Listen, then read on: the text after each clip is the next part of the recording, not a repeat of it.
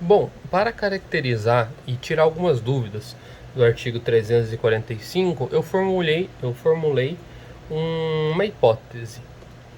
Basicamente, vamos supor que Regina está devendo R$ 1.000 a João.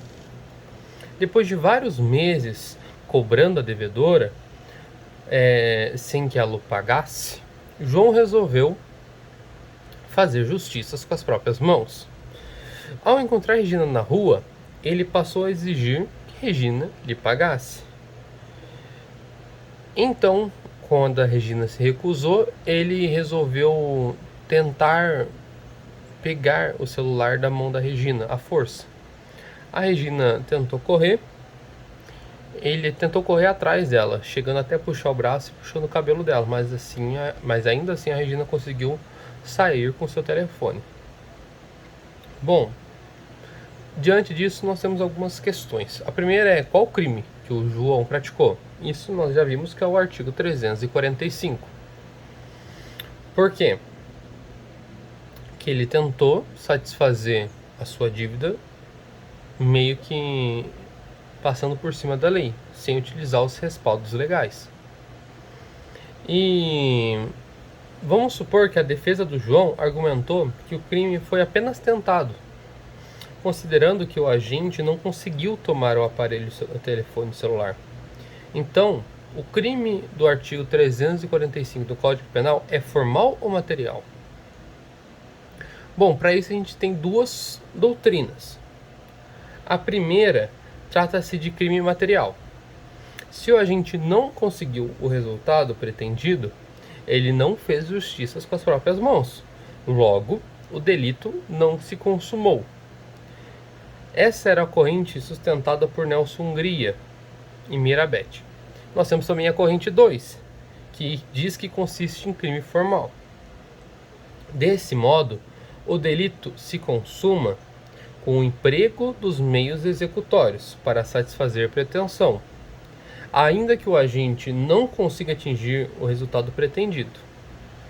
Essa corrente é defendida pela maioria, como por exemplo o César Robert Bittencourt, o Guilherme de Souza, o Kleber Masson. Mas qual que é a corrente que realmente foi adotada pelo STJ? É de que trata-se de crime formal. Eles dizem que o crime de exercício arbitrário das próprias razões é formal e consuma-se com o emprego do meio arbitrário, ainda que o agente não consiga satisfazer a sua pretensão. Então, o tipo penal afirma que o sujeito age para satisfazer a sua pretensão. Logo, é suficiente para a consumação do delito que o agente tenha praticado atos para fazer. Ainda que não tenha conseguido, não é necessário, portanto, que o agente tenha atingido o seu objetivo. Ele tentou, mas não conseguiu, tudo bem, o ato de tentar já qualifica o crime. Então a satisfação, caso ele tenha conseguido, se ocorrer, constitui meramente exaurimento da conduta. Vamos pensar em mais uma hipótese.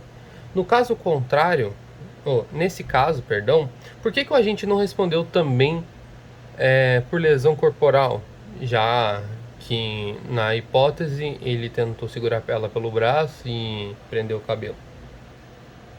Basicamente porque a vítima não sofreu lesão corporal. Ou seja, se não houve uma ofensa à sua integridade corporal ou à sua saúde. E se ela tivesse sofrido?